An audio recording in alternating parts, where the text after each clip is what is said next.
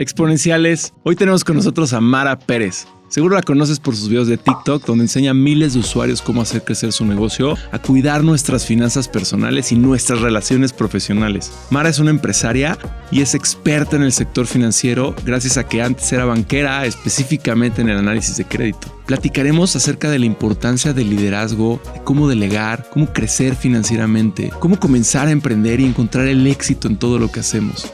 Sin duda, necesitamos a más personas como Mara en nuestras vidas y en las redes sociales que auténticamente nos ayudan a entender conceptos que parecieran muy complejos y que no necesariamente lo son. Mara, bienvenida a este episodio. Exponenciales, bienvenidos.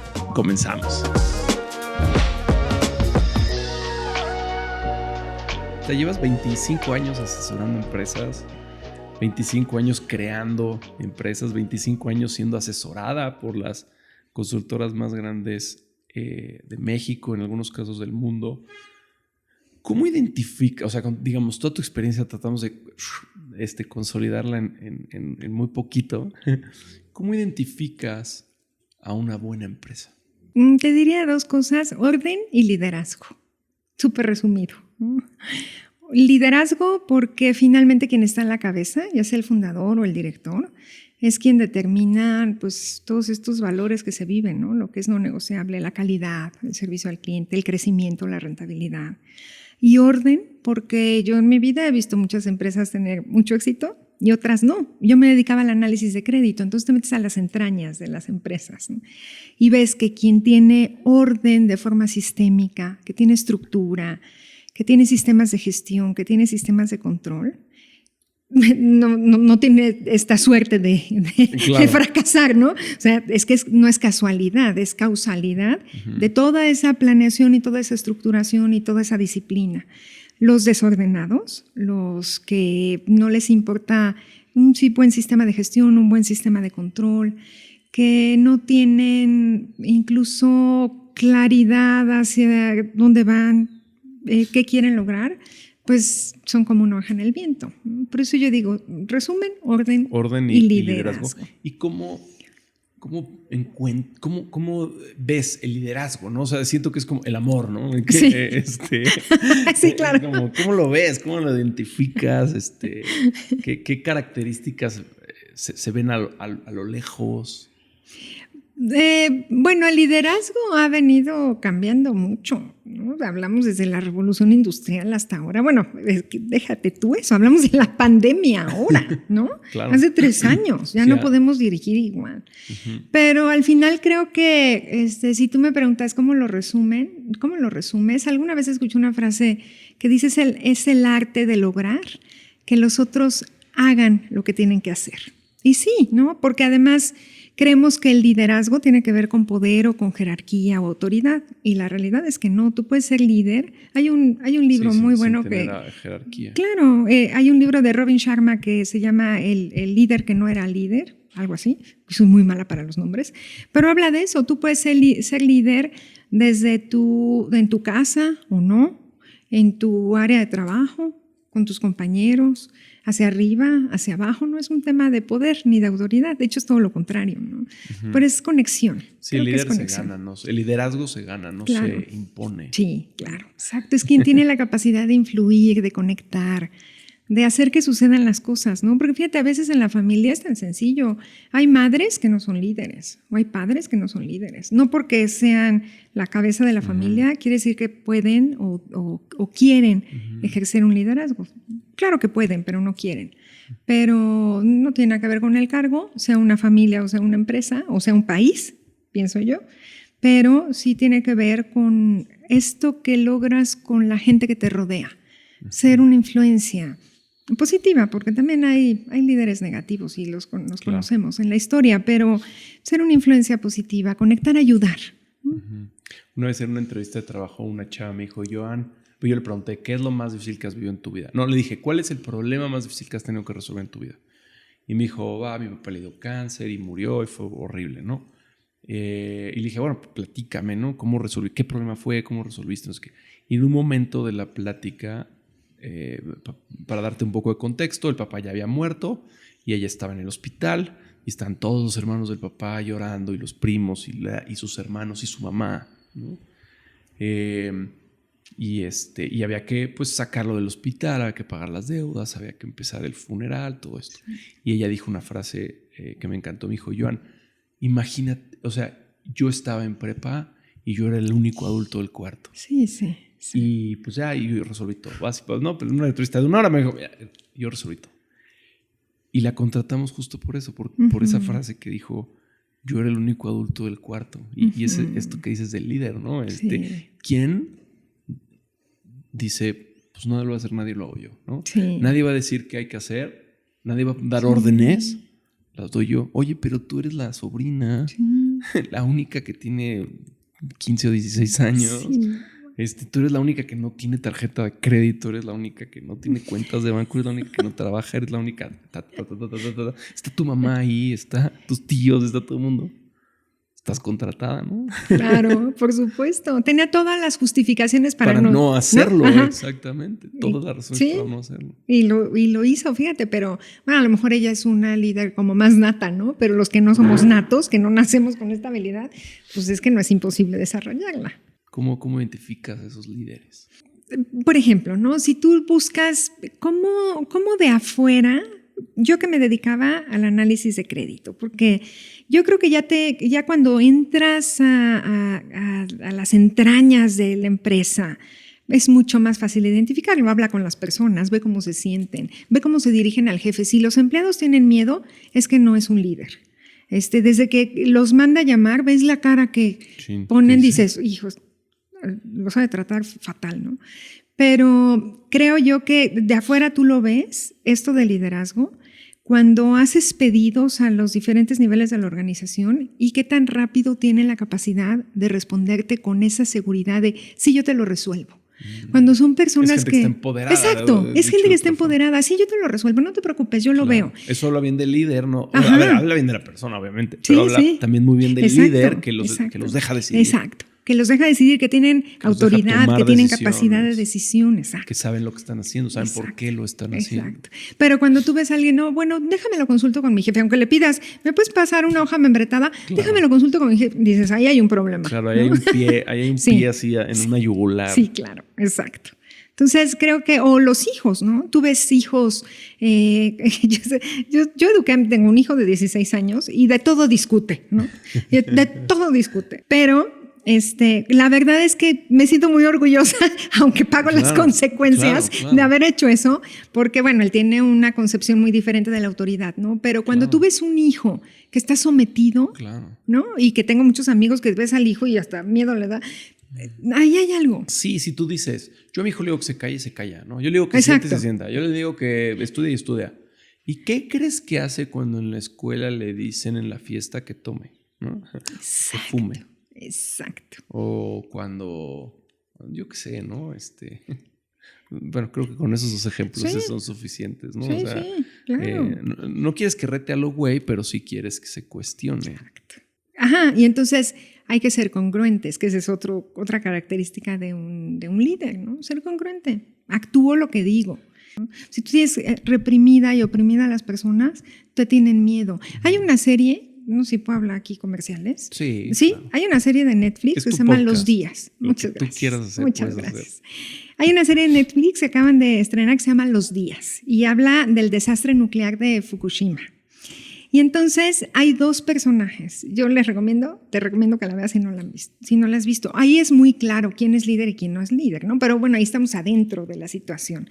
El director de la planta es un líder, el que está resolviendo la situación, toma decisiones súper difíciles, pero tú ves cómo se comporta su equipo con él, tú ves las reacciones que él tiene. ¿Tú te imaginas a un japonés llorando? Pues no, ¿verdad? Bueno, pues a él incluso llora, se emociona, le duele la gente, se preocupa por la gente.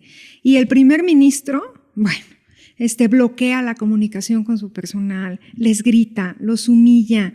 Pues ahí es clarísimo quién es y quién no es líder. Claro. Pero cuando tú ves, sin verlos a ellos, ve cómo se comporta su personal, la gente que los rodea, entonces te das cuenta. Entonces yo creo que la respuesta, ya me pasé mucho tiempo hablando de eso, pero la respuesta es, tú ve a la gente de una empresa y sabrás más o menos cuál es el estilo de liderazgo de la cabeza para abajo. Fíjate, hace no mucho leí el libro de Roberto Sverbitge, de Bimbo, Ajá. y me sorprendió el libro, no me acuerdo cómo se llama, ya te digo que a mí se me olvidan los nombres, pero bueno, es un libro que está en cualquier librería. Roberto es el hijo de Daniel. Él lo escribió, el que fue el presidente de Grupo Bimbo. Y te habla algo de estrategia, pero el 80% del libro está enfocado hacia el liderazgo. La importancia de darle esa oportunidad a los colaboradores de ser creativos, de innovar, de participar, y pues el peso que le da a los empleados, no como eso de empleados y colaboradores es un tema porque unos dicen que porque empleados, otros, es lo mismo para mí. Para mí la diferencia es cómo trates a la gente, cómo le digas. Pero al final lo que dice él todo el tiempo es, si tú ves a tus colaboradores como un medio y no como un fin en sí, vas a tener problemas. Claro. Y entonces, cuando tú empiezas a ver esas filosofías de él, de General Electric, Welch, dices, no es casualidad estas empresas que tú dices, ¿no? Las súper exitosas. Son imanes de talento. Exacto, son imanes de talento. Exactamente. Sí. Bueno, Bimbo es famoso por sus políticas extremistas, que bueno, pues claramente les han funcionado. Y no sé si sigan siendo así, pero tenían políticas de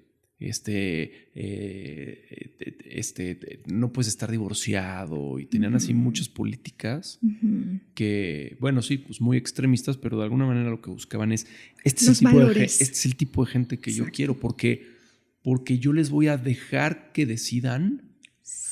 Y si son así, yo estoy muy cómodo dejándolos decidir, pero si no son así, entonces no estoy tan cómodo dejándolos decidir. Exacto. Fíjate que a mí he hecho algunos reels hablando del tema de la contratación, ¿no? Como yo contrataba. Yo no soy experta en capital humano. Yo nunca he trabajado en un área de capital humano. He sido mala jefa y de ahí he aprendido. Claro. ¿No? Sí, la verdad es que he aprendido de mis errores, pero yo lo que les digo es que yo, por ejemplo, cuando hago una entrevista, me han dicho, ¿desnudas mi alma? Sí.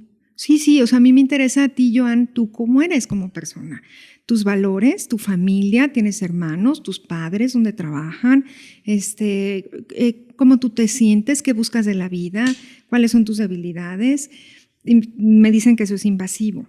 Puede ser, pero yo estoy de acuerdo con esa filosofía, porque fíjate, yo no podría trabajar, por ejemplo, con alguien infiel. Claro. La verdad es que yo sé que la vida te presenta muchas situaciones, pero si tienes a alguien sistemáticamente infiel, ¿no? Que pasa de una infidelidad a otra, tienes una persona que además su mente no está en donde debe de estar, ¿no? Claro. Y claro que eso se transfiere, son los valores que vas a transferir a tu equipo, a tu día a día, a tu calidad, a tu satisfacción del cliente.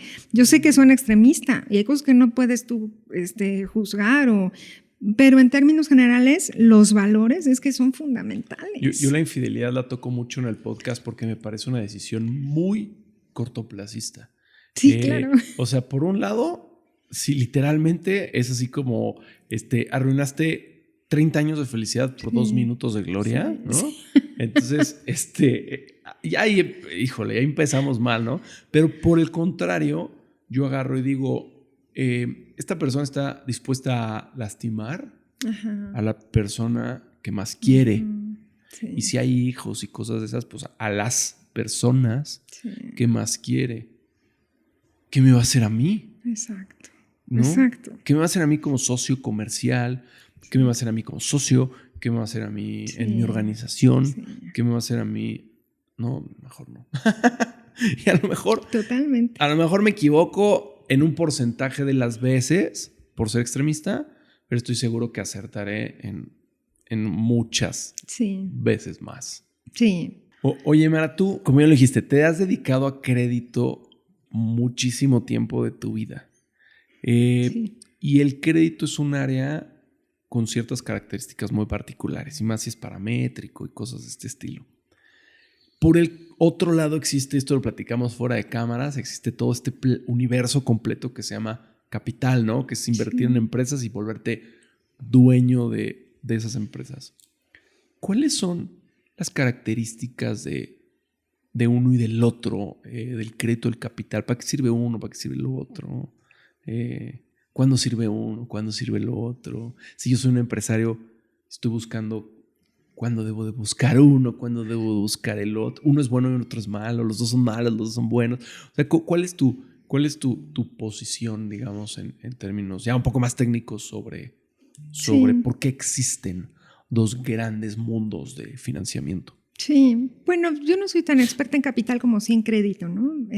Hablando de un levantamiento de capital, por ejemplo, no tengo esa experiencia, pero creo que el crédito es bueno siempre y cuando esté bien utilizado, ¿no? Se contrate para lo que más bien se use para lo que lo contratas.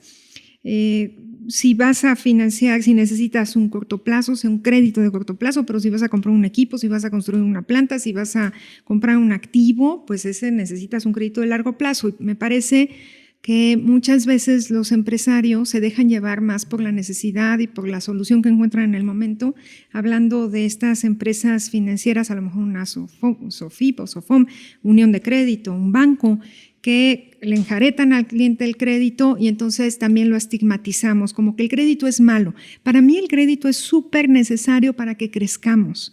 Es más costoso, y perdón lo que voy a decir, yo sé que les voy a caer muy mal a los empresarios, pero es más costoso no pagar impuestos que pagarlos para tener crédito. 100% de acuerdo. Yo sé que les voy a caer mal. A mí tampoco me encanta pagar impuestos, la verdad. Y también ¿no? es más costoso en costo de oportunidad no pagar intereses. Claro. Que tener acceso a nuevas fuentes de riqueza, ¿no? Claro, en tu empresa, o nuevas líneas de negocio, cosas de ese estilo. Claro.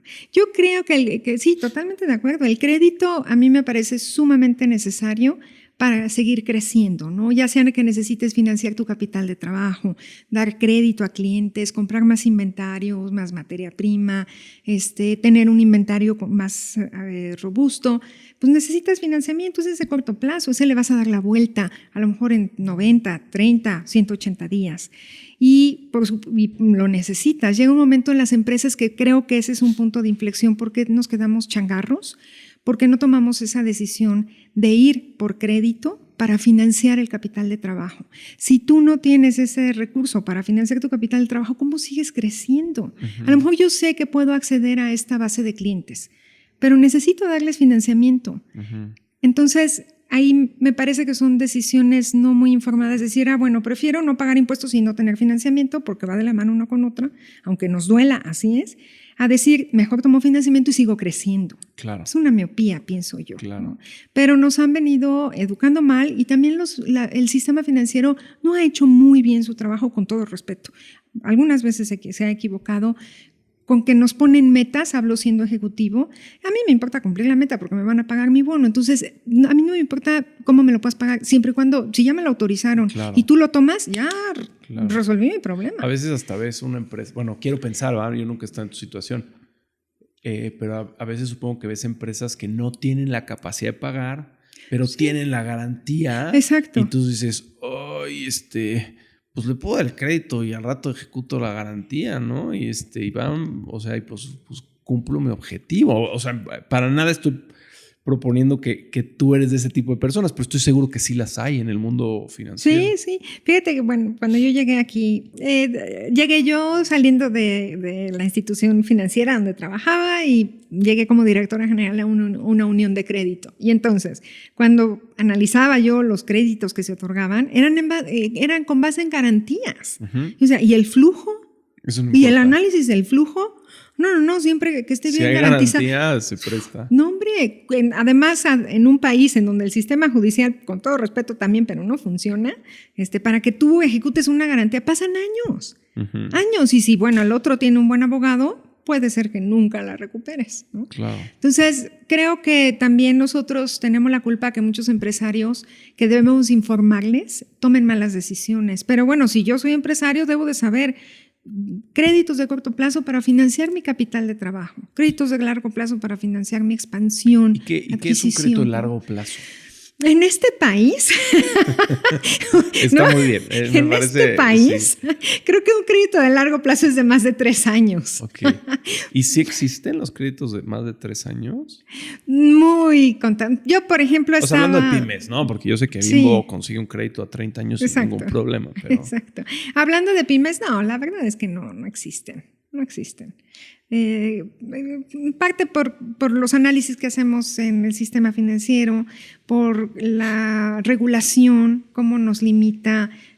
Tenemos que tener garantías suficientes de más de 1 punto y tantos a 1. Y entonces, pues termina siendo una estructura tan compleja que no hay a quién dárselo. Claro, porque otra cosa que hay que pensar es que el que fondea es a su vez fondeado. Exacto. Y entonces uno puede decir, ay, maldito banco que no me prestó, ¿no? Sí, o maldito lo que sea, Ford que no me dio mi crédito automotriz. Sí. Pero es que ellos a su vez son fondeados y entonces para fondearse ellos establecen ciertas reglas y entonces pues por eso sí quiero, pero... Sí, no me lo permiten, ¿no? No me lo permiten mis fondeadores que tienen sus restricciones y también muchas veces no me lo permite la autoridad, ¿no? Por ejemplo, tener una cartera vencida muy grande, pues excedo los parámetros y entonces me pueden hasta cancelar la licencia, ¿no? Claro. Entonces, creo que sí, para una pyme un crédito de largo plazo no existe. Entonces, ahí el problema, ¿no? Que no usamos crédito y que muchas veces el que usamos, que es de corto plazo, aunque yo lo quiera para un largo plazo, no va a funcionar. Eso no va a funcionar. Lo debemos entender así. Sí. Un largo plazo se debe financiar con un largo plazo. ¿En cuánto lo puedo pagar? ¿En 5 años? Es como una casa, ¿no? Claro. Una casa no lo va a poder pagar en menos de 20 años, probablemente, sea lo más. Entonces no me voy a ir a tomar un crédito de 1 año, cuando ya sé que me voy a meter en un problema. Creo que es una mala decisión. Claro. Y ahí es donde los empresarios fracasan, pero no porque el crédito sea dañino, sino porque el empresario... estás usando algo para lo que no es. Exacto, ¿no? Exacto. A mí me gusta usar el ejemplo de... hay veces que un motor de Ferrari tiene, no sé, 800 caballos de fuerza.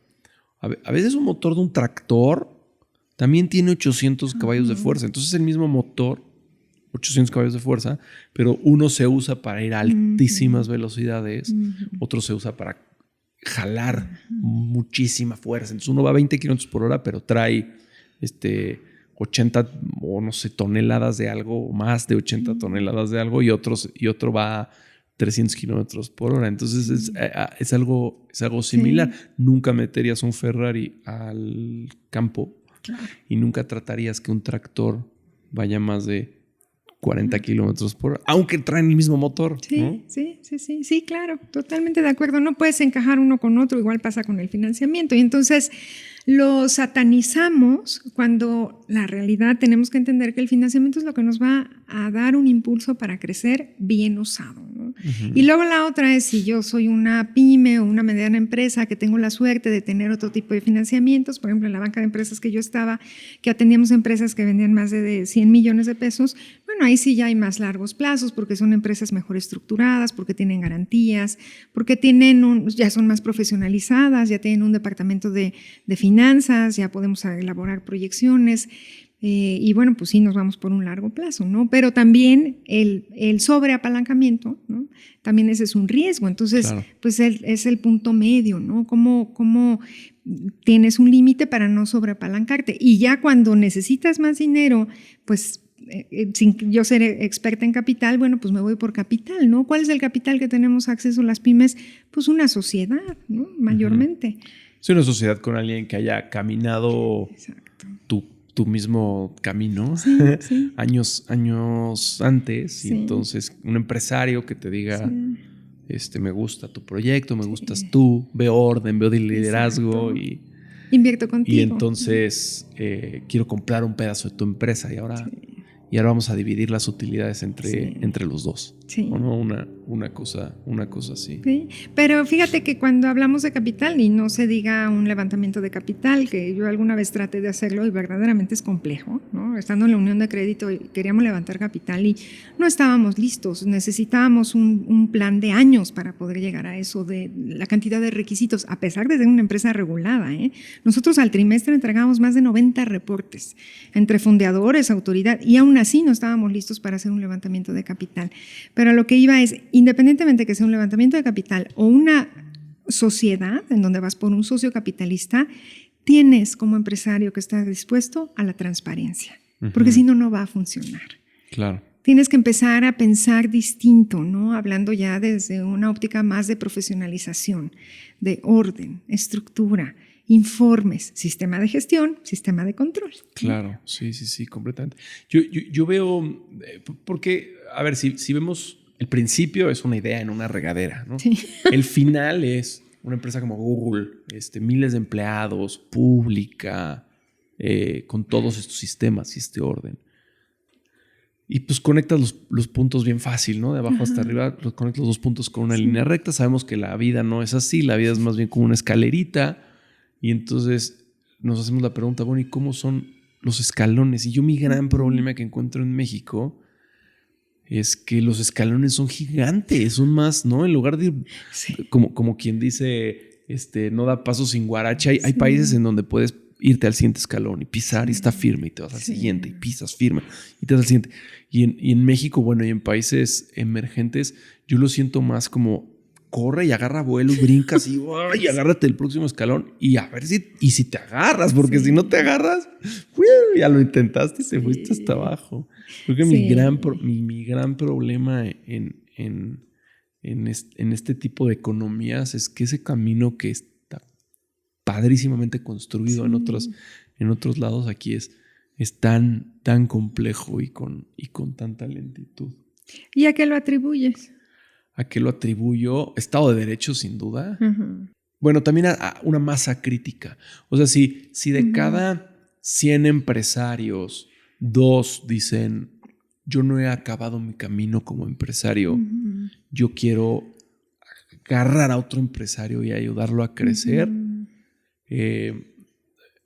Tienes lugares en donde, bueno, pues si de cada 100, 2 tienen ese perfil, pues tenemos tantos cientos de miles que con los poquitos 2 que se hacen, hay mucho empuje. Y a lo mejor en México son poquitos empresarios los que lo logran, entonces son poquitos empresarios los que empiezan a ayudar y empiezan a jalar. Hay una pregunta que nos hacen todos los días y es, porque como tú sabes, nosotros financiamos empresas y las ponemos en la plataforma para que todo el mundo pueda invertir en ellas. Y nos hacen la pregunta, ¿y si son tan buenas las empresas, por qué necesitan dinero? ¿Cómo responderías a esa pregunta? Porque tienes normalmente, o sea, necesitas dinero porque tienes un plan de crecimiento, tienes un plan de expansión, ya sea un nuevo modelo de negocios, necesitas invertir en capital de trabajo. No por necesitar dinero eres malo. Al contrario. Pero ¿por qué las empresas no pueden con el propio dinero que generan? O sea, yo estoy de acuerdo, ¿no? No me dedicaré a esto, pero, pero ¿por qué las empresas con el propio dinero que generan no pueden usarlo para esos proyectos, esas nuevas líneas de negocio y de esas cosas? Pienso yo que sí lo vienes usando, ¿no? Tienes un crecimiento orgánico, que es con tu propio dinero vas financiando más, vas comprando activos, vas creciendo con tu propio dinero, pero al final es un límite porque tú tienes una estructura operativa y con esa vas generando cierta utilidad que reinviertes y te pagas utilidades, pero hay un punto de inflexión. ¿Cómo le haces para generar más, no? Ese punto de inflexión lo tienes que resolver de una manera distinta que el crecimiento orgánico, ¿no? Que termina siendo un crecimiento inorgánico. O voy por financiamiento, o voy por capital, o busco otras formas, pero seguir haciendo lo mismo no me va a permitir tener ese salto de crecimiento. Pero no porque necesites dinero quiere decir que eres una mala empresa. De hecho, al revés, ¿no? Muchas veces las empresas que más rápido crecen, más dinero necesitan. Exactamente, ¿sí? Entonces, a veces pensamos que, y creo que ese es un problema que nos pasa, yo diría, en México, y me atrevería a decir en Latinoamérica, ¿no? Que vamos a nuestro propio ritmo, creciendo y sacrificando a veces, y entonces terminas teniendo ni empresarios ricos muchas veces, pero también empresas pobres, ¿no? Porque no vas reinvirtiendo, no vas repartiendo utilidades, que al final para eso pones un negocio, para tener un patrimonio, que es como al principio decíamos, ¿no? Es la humildad, no es malo no ser humilde. ¿Por qué no admitimos que puso una empresa para generar riqueza patrimonial? Es una realidad. Entonces, las empresas van poco a poco, lentamente, y a veces nunca salen de ese círculo. ¿Cómo hacerle para ir por más? ¿Cómo hacerle para hacer algo diferente?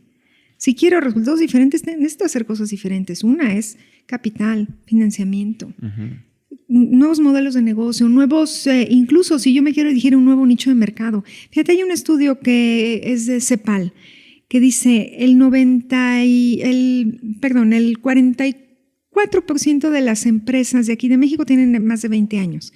Sin embargo, el 60 y tantos % tiene una cobertura regional, ni tan siquiera nacional. Claro. Nos quedamos aquí chiquitos, ¿no? Entonces, si yo quiero ir por una cobertura nacional e internacional, necesito recursos. Necesito hacerme llegar de esos recursos. Y de alguna forma esta es una visión un poco cortoplacista. Agarrar y decir, no sé, voy a inventar. Yo soy una empresa que hace puertas en Puebla, ¿no? Donde estamos ahorita. Pues sí, me han dicho que me quieren comprar en Monterrey, pero para eso tengo que poner una planta allá y pues ni conozco a nadie por allá. Y si yo quisiera entrar así con todo a Monterrey, pues a lo mejor bajaría el precio. Pero si bajo el precio, entonces ya no voy a ganar tanto. Y la fábrica la voy a poner y no la va, pues hay que pagar la fábrica. Entonces, a lo mejor durante 10 años no voy a ganar dinero, más bien voy a pagar la fábrica. Entonces, claro, si todo sale bien, veo un negocio que en 10 años es nacional, con varias fábricas, siendo yo el competidor, el ganador, el que tiene los precios más bajos, el que gana más dinero. Pero todo eso toma mucho tiempo y mucho trabajo, ¿no? Y pues mejor sigo vendiendo caro, localmente, sigo teniendo colaboradores poco profesionales, poco capacitados, poco entrenados, ¿no? En lugar de decir, me jalé a unos super colaboradores, ahora les estoy dando unas super capacitaciones, me fui a Italia a traerme unas fábricas, unas máquinas nuevas que van a bajarme los costos, que van a subir la calidad. O sea, creo que, pues sí, un poco cortoplacista pensar que, bueno, pues estoy bien aquí. Sí, pero fíjate, hay un estudio también del INEGI que le preguntan a los empresarios, ¿por qué fracasas? ¿No? ¿Por qué no creces? Entonces hablan de muchas razones, el tema de tienen que pagar impuestos, no tienen financiamiento, muchas razones. Pero al final una pregunta muy importante, ¿y quieres crecer? Y entonces el 80 y tantos % dice, sí, quiero seguir creciendo, sí quiero crecer. Entonces eso que tú dices es cierto, pero se contrapone un poco con ese deseo, ¿no? Claro. Pero es que creo que hay una falsa creencia. Crezco más y voy a tener más problemas. Sí. Pues no necesariamente. Si eres desordenado, sí, vas a tener más problemas. Pero un crecimiento ordenado no tiene por qué traerte problemas. Claro. Pero yo creo que es parecido a, quiero ser flaco, ¿no? Pero mi refri está lleno de helado. Exacto. Una cosa es querer y otra cosa es decir, esto es todo lo que yo estoy haciendo para lograrlo, ¿no? Exacto. Sí, no estamos dispuestos a asumir el precio de lo que eso requiere. Exactamente. Yo sí creo que va mucho por ahí. Lo veo en todos los aspectos del ser humano y lo veo. Yo cometo esos errores todos los días. Sí. Para algunas cosas para mí es muy fácil hacerlos y para otras es muy difícil, ¿no? Para mí es muy fácil ahorrar. Para mí es muy fácil invertir. Para mí es muy fácil tomar decisiones de largo plazo. Para mí es muy fácil tener dinero que sé que nunca en mi vida voy a tocar. Pero para mí es bien difícil no pedir postre en un restaurante, ¿no? Es bien difícil no ir al súper y comprarme un bote de helado. Entonces, pues ahora sí que cuando lo veo de esa manera, soy bien empático con la gente que le cuesta trabajo ahorrar, ¿no? Y con la gente que le cuesta trabajo no pasar por un centro comercial y no comprarse algo. Para mí es facilísimo pasar por un centro comercial y no comprarme algo, pero es dificilísimo pasar por los chocolates en el supermercado, ¿no? Entonces, por esa razón soy súper empático. Pero hay que trabajar la disciplina y la voluntad. Sí, completamente. Solo así logramos las cosas. Sí, completamente. Pensando en el para qué. ¿para qué hago esto? Y esos para qué normalmente los que valen son de largo plazo. Sí. Entonces, si yo no tengo claro el para qué, por supuesto que mi problema de hoy me parece enorme, porque no tengo esa claridad, esa visión. Creo que las personas y las empresas necesitamos una claridad en la visión y que la visión sea ambiciosa, porque entonces así me va a permitir que eso que me cuesta, ¿no? Eso de los helados. Sí, que sea ¿no? mucho Exacto, más fácil. Exacto, que sea más fácil. A lo mejor, bueno, de 10 días o de una semana, 7 días, bueno, 2 no me voy a comprar helado, ¿no? Pero porque empiezas a trabajar en tu para qué. Creo que es una cuestión de enfoque y de sí voluntad. Y pues sí, fácil no es. Sí. Pues el típico de llevo toda la vida fumando, yo toda la vida fumando. Y alguien cerca, y toda la vida me han dicho no fumen, no fumen. Sí. Y alguien cerca de mí tiene un problema médico y ¡pum! Dejo de fumar ese día. Yo conozco un montón de gente así. Sí. Y entonces es, necesitabas ese para qué, ¿no? Sí, exacto. Tenía que llegar ese para qué. Sí. Yo tengo una frase que la digo todo el tiempo, sin anestesia, ¿no? A veces queremos que sea suave, que no me duela, que no me cueste. No, hay cosas en la vida que me van a doler, me va a costar y va a ser difícil. Sin anestesia, hazlo. Entonces, no te esperes a que no te duela, te va a doler. No te esperes a que sea fácil, es difícil. Claro. Pero si no empiezas a hacerlo, para tus para qué es. Claro. Entonces, ¿cuándo va a llegar? Porque el futuro te alcanza. Yo siempre le he dicho a la gente con la que he trabajado que no tenía carrera, por ejemplo, ¿no? Estudia ya hoy, porque en 5 años vas a decir, hijo, pasaron los 5 años y no hice nada. Si hubiera empezado, exacto, hoy ya tendría una carrera, ¿no? Exacto. Y los que sí empiezan dicen, oye, pues ya pasó el tiempo y ya acabé. Claro, porque de todos modos la vida pasa. La diferencia es esas decisiones que vas tomando hoy, que no son fáciles, que sí son duras y que duelen. Sin anestesia. Sí, me encanta, sin anestesia. ¿Cómo se ve una empresa cuando estás en el mundo de crédito, cuando ahorita que estás en el mundo de la consultoría y asesorando empresas, etcétera? ¿Cómo se ve una... Te voy a hacer doble pregunta para no partirla en dos. ¿Cómo se ve una buena empresa en una mala industria?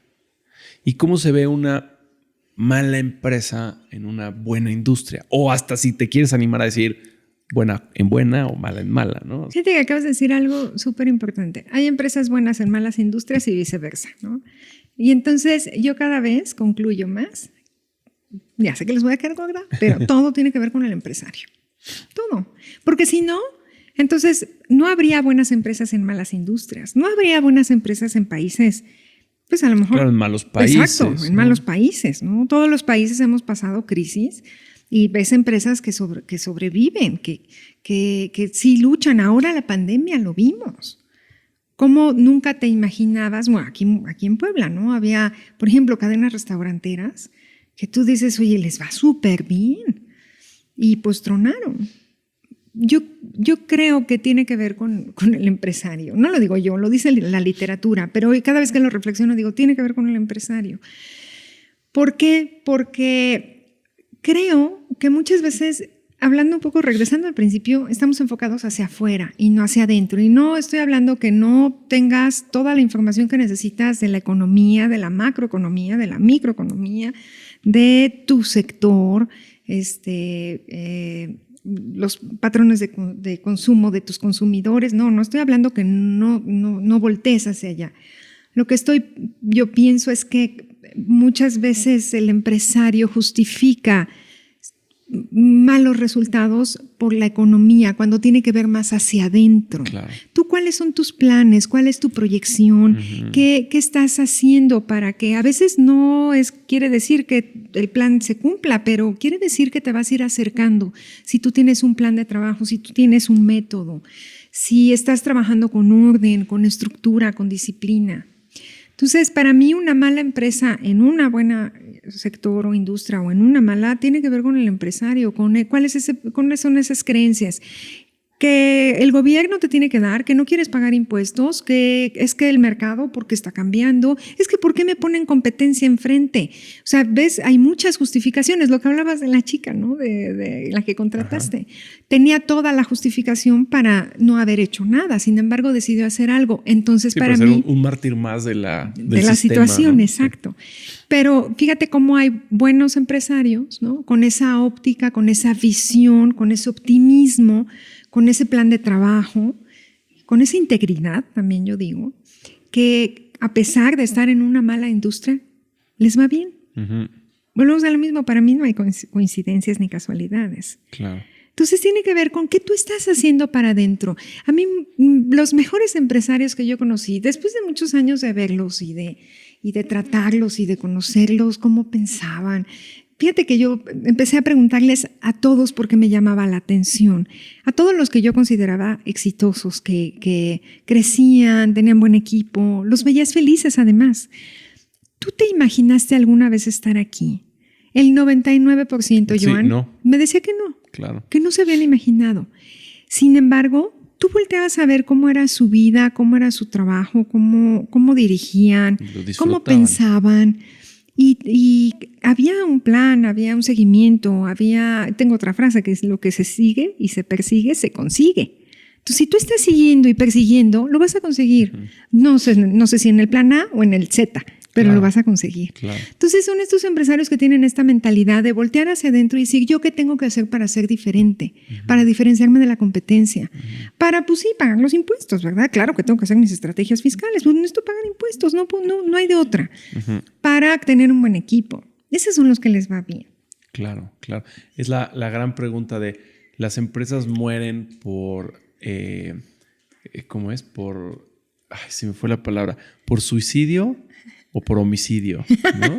Sí, eso está muy bueno. Y muchas más de las que los empresarios queremos aceptar, las empresas mueren por suicidio, sí, no por homicidio. Sí.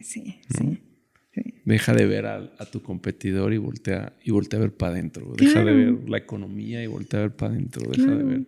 Claro. Pero así como hay que hacer un esfuerzo por buscar cosas buenas, creo que de igual forma hay que hacer un esfuerzo por buscar cosas malas y entonces las malas decir, no, las buenas están ahí, ¿no? Hay orden, hay proceso, pero encontré esta cosa mala, no lo quiero, encontré esta... En esta industria se llama riesgos, sí. ¿No? Eso sí de fácil. Sí. Riesgos. Y yo creo que muchísimo del éxito de una empresa, de una persona, porque es el trabajo activo de mitigación de riesgos en una familia. Y yo siempre he dicho la frase más trillada del mundo: no pongas los huevos en la misma canasta. Pero cuando tienes a un papá y una mamá y solamente trabaja uno de los dos, versus un papá y una mamá y los dos trabajan, pues ya mitigaron uno de los riesgos más grandes, que es que uno de los dos se quede sin trabajo, ¿no? Si tú tienes un papá y una mamá y no tienen un seguro de gastos médicos, si tienes un papá y una mamá y si tienen un seguro de gastos médicos, y hay un nuevo riesgo que está mitigado. Y si hay un seguro de vida, hay un nuevo riesgo que está mitigado, ¿no? Y si ahorran, hay un nuevo riesgo que está mitigado. Y si invierten, hay un nuevo riesgo que está mitigado. Digo, esto usando el ejemplo de la familia, pero creo que hay que pensar en riesgos en tu familia, en tu persona, en tu negocio, en tu forma de invertir. Entonces, enfocándonos en pymes, ¿no? ¿Tú qué riesgos ves cuando trabajas? O sea, ¿qué riesgos ves que están cometiendo los empresarios que no deberían de cometer? ¿Qué riesgos existen? ¿Cómo se mitigan? Súper buena pregunta. Fíjate que yo tengo un plan de trabajo personalizado con empresarios en donde los llevo, digamos que empezamos con un proceso de profesionalización, ¿no? Es el principio de un proceso de profesionalización. Y como empiezo es con una matriz de riesgos, justo. Así empiezo a trabajar con ellos. Y todos me dicen, ¿eso de la matriz es necesario? Sí, le digo, me caso, te va a gustar. Porque a veces hablamos de una matriz de riesgos, hablamos de riesgos de mitigación y lo vemos como estadístico, complicado, ¿no? Y no, esto de los riesgos, fíjate que yo aprendí a hacer estas matrices por prevención del lavado de dinero, precisamente. Independientemente de que toda mi vida estuve en áreas de análisis de crédito. Si tú mandabas el riesgo, se outsourceaba a otra área, ¿no? Y te regresaban rechazado o aceptado. No tenía tan clara la matriz de riesgos. Pero cuando me metí a este mundo de PLD, pues entendí la importancia de la matriz de riesgos. Y entonces empiezo con ellos en un ejercicio súper sencillo en Excel, donde calculamos probabilidad de impacto y hacemos una lista de amenazas externas e internas. O sea, porque a veces creo que los consultores Luego le queremos echar tanta crema a nuestros tacos, y a mí me pasó que te entregan unos manuales así que dices, ¿y ahora eso cómo lo aplico? Ni siquiera lo lees, ¿no? Ni siquiera lo lees. Dices, toma, tú haces esto y no, te das 2 años después cuenta que no lo leyeron. Hasta en el cajón, ¿no? Entonces, creo que a mí me gusta lo práctico y pues siempre trato de ayudarles con lo práctico que yo aprendí a hacer, ¿no? Desde el punto de vista de la operación de los negocios.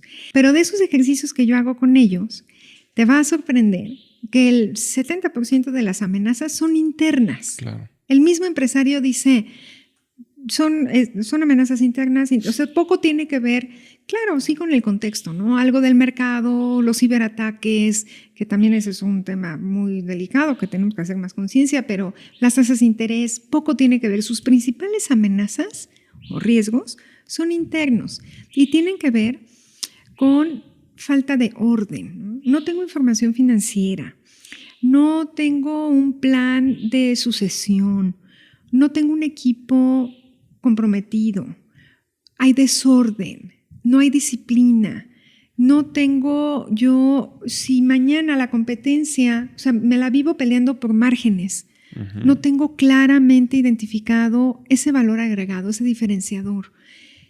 Y son amenazas internas.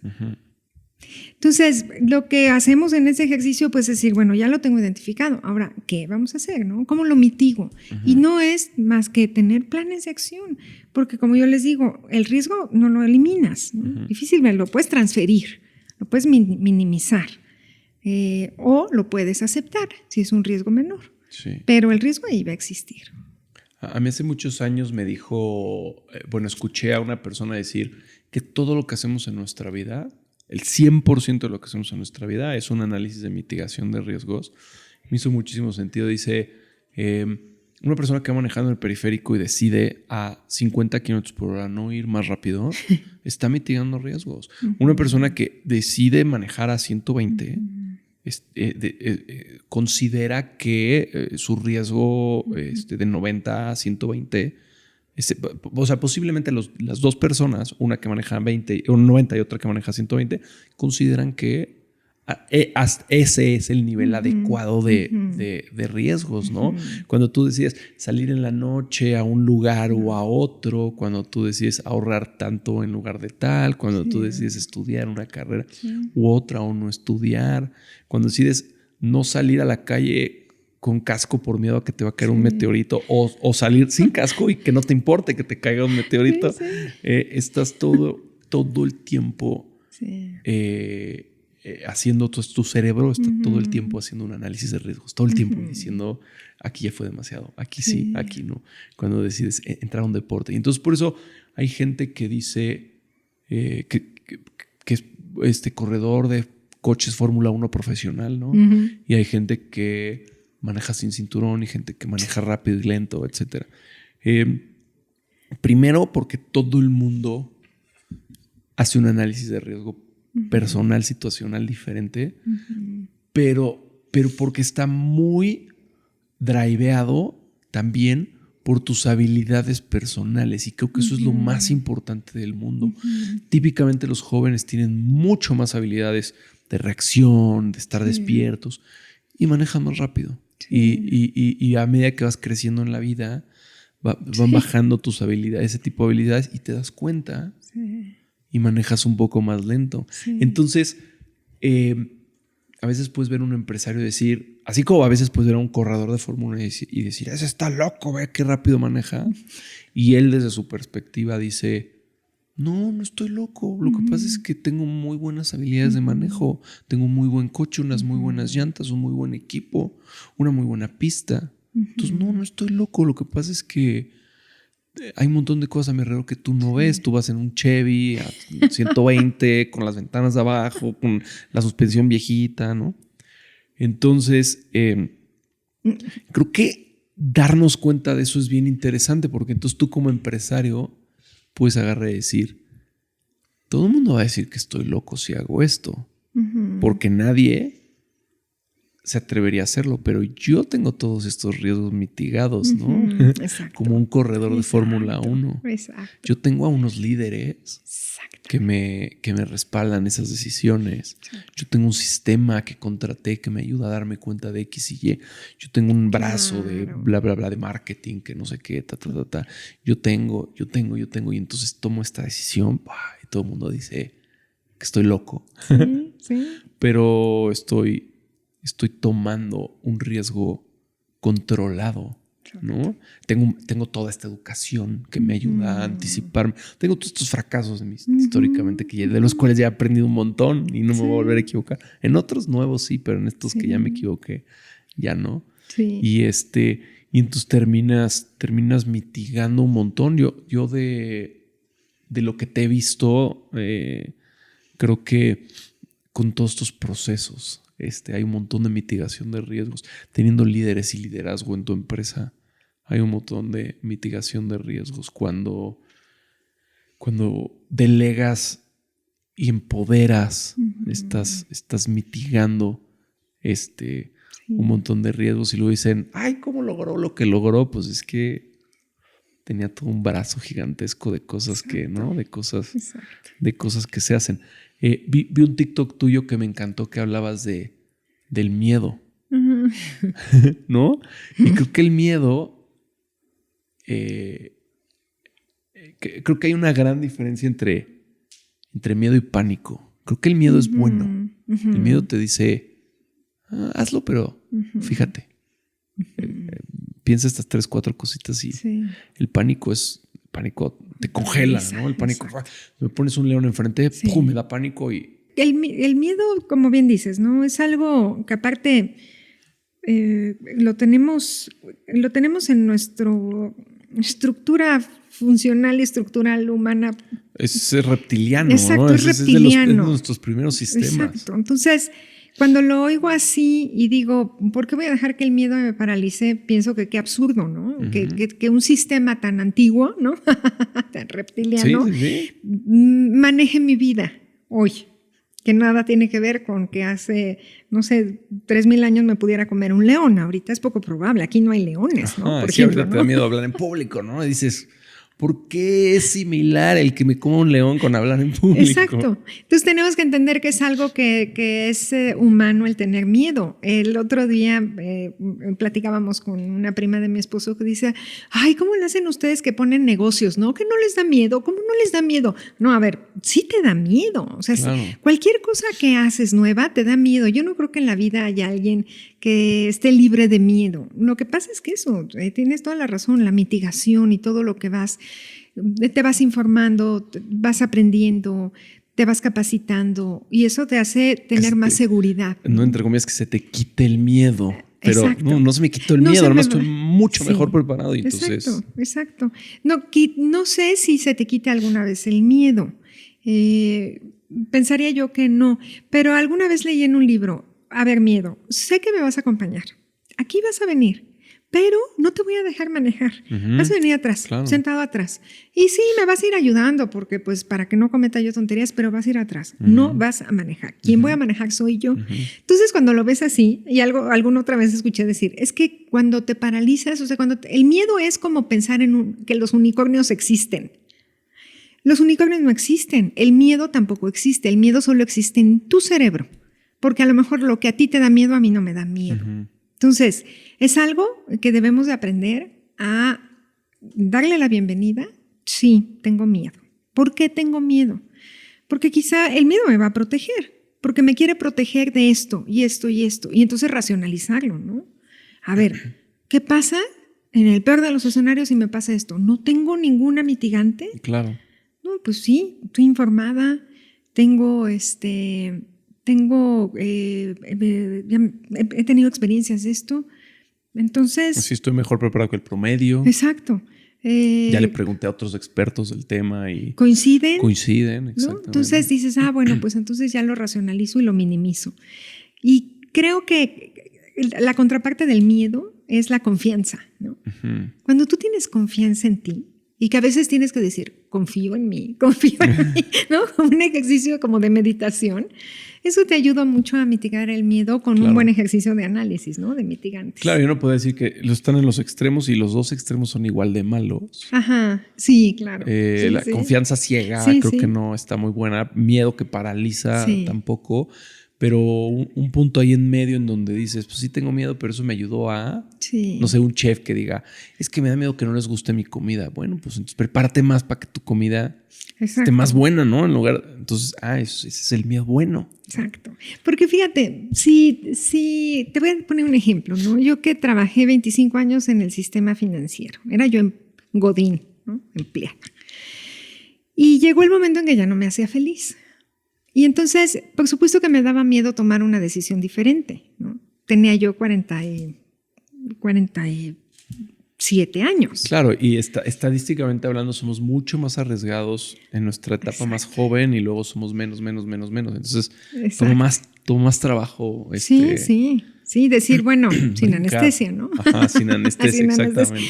Pero yo te digo, oye, Joan, si yo no hubiera podido controlar mi miedo de independizarme y de hacer algo que a mí me apasiona, hoy no tendría la vida que tengo, que es una vida que me satisface. No estaremos tú y yo platicando para empezar. Estarás corriendo de arriba para abajo, reportando, en friega, en juntas. En juntas, viajando. Pero además, deja tú todo eso, siendo altamente infeliz. Pero porque quizá no, en ese momento, si yo hubiera dicho, no, qué miedo, mejor vuelvo a tomar un empleo, porque es más seguro, porque es lo que he hecho toda mi vida, porque ya voy a cumplir 50 años. Probablemente seguiría yo en un empleo, o tendría yo un empleo, pero no sería yo feliz. Entonces, cuando queremos una vida que soñamos, tenemos que trabajar con nuestros miedos y, como bien dices, informarnos, mitigar y tomar decisiones. Nunca vas a estar 100% seguro de nada. Pero, por ejemplo, si tú estabas, o sea, si a ti te daba miedo quedarte sin el sustento del banco, por ejemplo. Sí. Tú dijiste, bueno, voy a abrir un negocio y espero que este negocio me dé el sustento. Y están todos los mitigantes. Tengo experiencia, sé lo que estoy haciendo, soy una persona trabajadora. No necesito un jefe que me latigue en las mañanas para despertarme de la cama. Me puedo despertar solita y ponerme a trabajar solita sin que nadie me esté diciendo. Ahí están todas las mitigantes. Pero también es cierto que tienes otros negocios, ¿no? También es cierto que tienes otras fuentes de ingreso. También que son mitigantes. Que es claro, ¿no? Sí. Exactamente. También es cierto que tienes una pareja que, o sea, no eres la única que sostiene a la familia, ¿no? Claro. Tienes una pareja que está ahí también, un montón de cosas. Entonces, empieza a verse una decisión más sencilla. Y esto no lo digo con la intención de que quien escuche diga, pues... No, así pues está así fácil. Que fácil, ¿no? Exacto. Al revés, que lo vea como, ok, esa es la forma, ¿no? La forma no es, tengo 100% de trabajo y renuncio y paso de 100 a 0. La forma es, tengo 5, y ahorita me dices cuántas fuentes de ingreso tienes, pero la forma es, tengo 5 fuentes de ingreso o 7 fuentes de ingreso y pierdo una. Y esa una es la más grandota, a lo mejor. Pero bueno, no es lo mismo perder una, aunque sea la más grandota, de 7, que perder una de una. Exacto, ¿no? Exacto. Y fíjate cómo, volviendo al principio, es que vas tomando decisiones en tu vida para qué, ¿no? Cuando a mí me empezó a ir muy bien en el banco y me promovían y me iba muy bien. Y yo toda mi vida estuve en la Ciudad de México, toda mi vida. Y yo nunca había vivido fuera del DF. Entonces a mí me empezó a ir muy bien. Y un día me dicen, mi hijo tenía 2 años, que si me quería venir aquí a manejar todo el sureste del país. Con mi hijo 2 años. Me dio miedo muchísimo. El 80% de la gente que me reportaba era más grande que yo. Era la primera mujer que tomaba una posición así. Tenía yo 36 años. Mi hijo tenía 2 años. Me dio miedo dejarlo tan pequeño. Pero dije, lo voy a hacer. ¿Por qué? Porque es por mi futuro. Yo ya quería salirme de la Ciudad de México. Y entonces, cuando eso pasa, mi esposo, que trabajaba en la misma área... En ese momento era tu única fuente de ingresos. Bueno, tenías 2 fuentes de ingresos. Teníamos 2 fuentes de ingresos, mi esposo y yo. Y en ese momento, cuando decido que sí me venga para acá, Y que también tienes que tener super equipos en la vida, tienes que tener gente que te impulsa, Claro. gente que te jala. Claro. Y mi esposo para mí ha sido siempre un super equipo, me impulsa, nos impulsamos los dos. Pero fíjate, en ese momento de esa decisión de venirme para acá, para Puebla, que yo sabía lo que implicaba que yo me iba, Joana, a veces el lunes y regresaba el viernes. Yo no vi a mi hijo mucho tiempo. Me dolió muchísimo. Y no fue fácil, pero decidí por mi para qué, ¿no?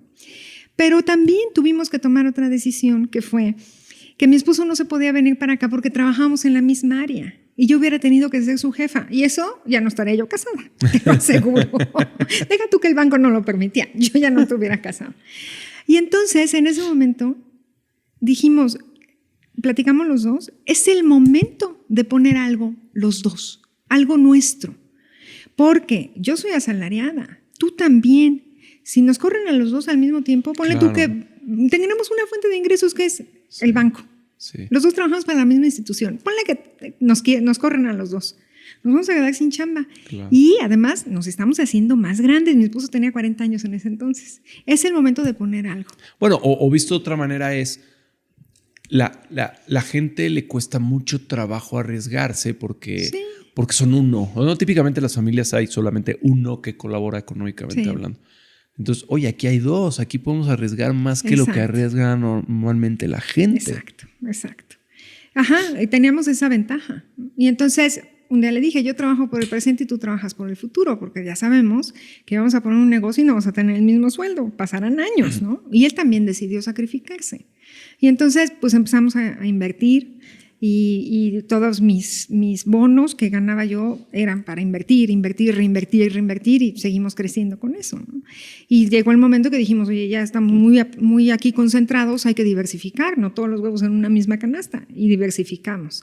Entonces, cuando ahora en esta época de mi vida… Y que si me permites interrumpirte, te pudiste haber comprado un coche, una camioneta, un bla, bla, bla, que es dopamina instantánea en tu cerebro, ¿no? Sí, claro. y que es deliciosa esa dopamina o adrenalina. Sí. Pero no, como bien decías, no, el futuro, ¿no? El coche puede esperar, el no sé qué puede esperar, las vacaciones pueden esperar. Digo coche porque es lo más trillado, pero vacaciones, un montón de cosas que sacrificaron en su momento. Perdón, sígueme. Sí, claro, porque vas tomando decisiones, ¿no? Bueno, es esto en lugar del otro. ¿Para mí para qué? Yo quiero un para qué tranquilo. Y han pasado los años y bueno, yo ya no me gusta mi trabajo. Digo, ya no soy feliz, soy muy infeliz, estoy harta. Y tomamos esta decisión de, bueno, pues me voy a dedicar a otra cosa. Claro, porque tenía yo esta base de fuentes de ingreso con mi esposo. Digamos que en las decisiones que hemos venido, y mira que sí nos hemos equivocado y hemos perdido dinero, porque no porque tengas un negocio y abras otro quiere decir que te va a ir bien, sino pues, corres el mismo riesgo. Pero pues afortunadamente hemos podido corregir. Y tomo esta decisión, pero si yo me hubiera quedado con el miedo de no hacerlo por mi edad, porque pues al final también mi ingreso aporta, entonces no estaré aquí, que soy tan feliz con lo que hago. Claro. La vida no es casualidad. Claro. Son las decisiones que tomas o no. Sí, me siento una persona muy afortunada porque las decisiones que hemos tomado en su gran mayoría han sido acertadas. Y lo más importante que pienso hoy a mi edad es que, y después de que me dio cáncer, y que eso te cambia la vida, la perspectiva, porque ahí es cuando te das cuenta, oh, caray, de lo importante no tengo el control. Claro. Es que hoy, a mis 51 años, y después del cáncer y después de todas estas decisiones, digo, si tú quieres una vida de ensueño, planea y lucha por ella. Miedo vas a tener siempre, obstáculos siempre, justificaciones de por qué no hacerlo, por supuesto. Claro. Fácil no va a ser, pero sí es alcanzable. Claro. Sí es alcanzable. Yo un poco escucho también mucha confianza en ti misma, pero confianza y responsabilidad, ¿no? O sea, por un lado es como, yo confío en que lo puedo hacer, pero por otro lado es, lo puedo hacer no por obra del Espíritu Santo, lo voy a hacer porque voy a hacer lo que hay que hacer, me voy a despertar cuando tengo que despertar, voy a aprender lo que tenga que aprender, voy a hablar con quien tenga que hablar, voy a confiar en que va a pasar algo desconocido, y lo voy a enfrentar y lo voy a tomar el toro por los cuernos y voy a hacer lo que tengo que hacer y confío en que va a haber problemas, pero voy a encontrar la solución a esos problemas. Sí, ¿no? sí, yo creo que si yo hubiera tenido un poquito más de confianza antes, hubiera logrado más rápido o más cosas. La verdad, creo que sí, la confianza es un ingrediente muy importante. Y yo no tenía confianza. Por ejemplo, antes de empezar a crear contenido en redes sociales, yo veía a los jóvenes de 30 años y decía, ¿cómo se atreven? ¿No? A mí me choca que me tomen fotos. Por ejemplo, imagínate salir en un video, ¿no? Mi voz siempre me ha parecido horrible. Entonces yo decía, ¿cómo se atreven? Y los escuchaba a las chavitas y yo decía, ¿pero cómo se atreven? Hasta que un día dije, pues sin anestesia, me voy a atrever. Que puede salir mal, que mucho hate, no logré nada, pues ya lo probé, claro. Quizá no era lo mío, pero ¿y sí? Claro. ¿No? ¿Y qué tan mejor es tu primer video y tu último video? Ay, no sé, esa es una pregunta que no puedo contestar. O sea, tú no ves un... O sea, es que yo no he visto tus primeros videos, pero... los últimos videos se ven muy bien, o sea, se ve una buena producción, ¿no? Se ve una buena cámara, se ve un buen ángulo, se ve un buen discurso, se ve bien pensado. ¿Así fue desde el primero? Es que sí, porque sabes que algo que también he aprendido es que te tienes que hacer llegar de los mejores. Si tú no sabes algo, una de dos, o lo aprendes para hacerlo bien, y si no, mejor pues apóyate de gente que lo hace bien, ¿no? O sea, yo, por ejemplo, si no sé en dónde invertir, voy y te pregunto a ti. Tú eres el experto, tú sabes. Por mucho que me meta yo a estudiar, no voy a tener en pocos minutos el conocimiento que tú tienes, nunca. La experiencia, el dominio del tema. Entonces, a veces lo que pasa es que pues, la verdad es que nos duele el codo pagar cosas. Pero si tú quieres hacer algo bien, hazlo con los mejores. Entonces, yo, Joan, no sé hacer nada más que lo que me ves y hablo. Entonces, si tú me dices, edita un video, no tengo ni la menor idea cómo hacerlo. Postea en Instagram, bueno, mi hijo me ha enseñado desde cómo subo la historia, dónde le pongo aquí las letras, de veras. Lo que pasa es que tengo buen equipo, tengo un excelente equipo. Busqué gente que fuera muy buena en lo que hace. Me ha costado, claro que me ha costado. Ha sido una inversión desde el día 1. Sí. Pero a lo que voy es, yo no lo he hecho sola. Si yo lo hubiera hecho sola, Joan, no estaremos aquí. Sí. Abriste todo un tema del cual quiero platicar porque es eso, ¿no? Pagar por obtener un montón de conocimientos, un montón de gente al mismo tiempo. Invertir. Invertir en muchas ocasiones. Solo que antes de entrar a este tema, ¿cuántas...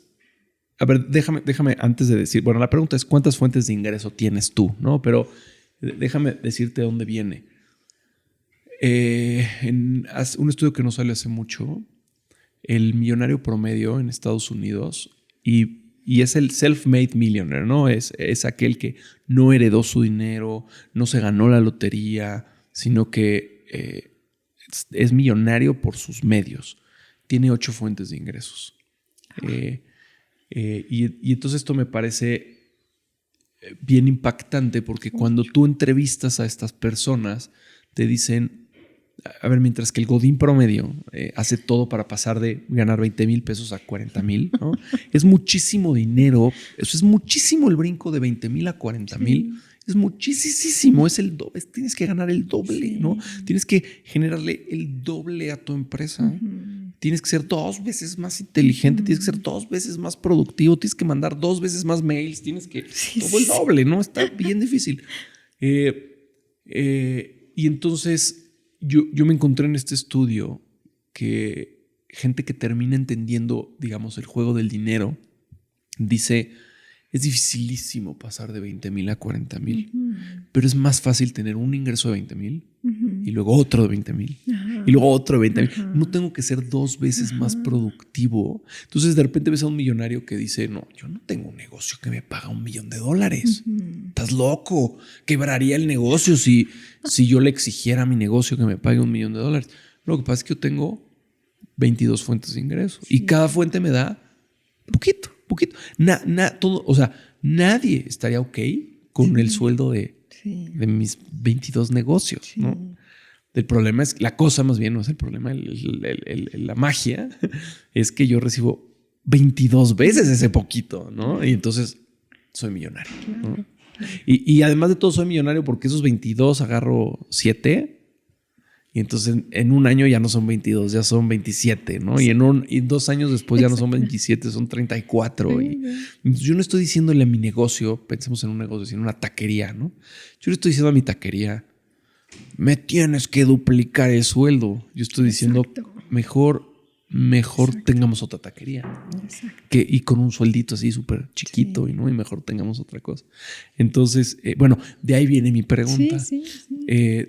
Tú empezaste con una fuente de ingresos que era tu sueldo, después formaste una familia y entonces 2 fuentes de ingreso. Y ahorita tienes Instagram y cosas de ahí, que no sé si de ahí monetizas algo, y tienes un negocio que se llama G y luego tienes franquicias que no sé si tienes 1 o 25, y no sé, y cuántas cosas más, cuántas fuentes existen. Bueno, en total tengo 4 franquicias de una misma marca. No sé si quieres que la diga, pero tengo 4 franquicias. Si quieres, dila para que vayan. Para que vayan a comer, vengan a comer a Subway. Ahí. Tengo 4 franquicias de Subway. Una franquicia de una lavandería de autoservicio, que es mexicana, por cierto, y que de veras son unos franquiciados extraordinarios, que se llama Aquamatic.